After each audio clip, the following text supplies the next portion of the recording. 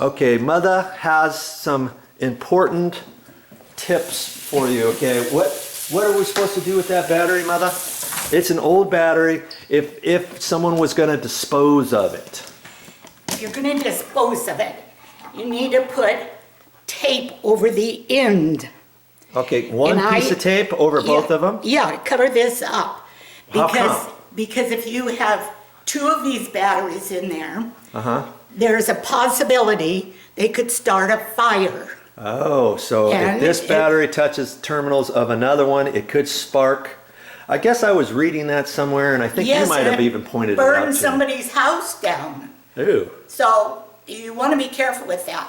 Okay. And then take your old used batteries. A lot of markets have a place where you can drop them in, or Walmart has a place where you can dispose of them. Okay. Don't put them in your garbage, because then those batteries go down into the dirt and contaminate it.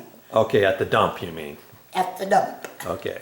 All right, thanks for those great tips, Mother. You're welcome. Oh, mercy.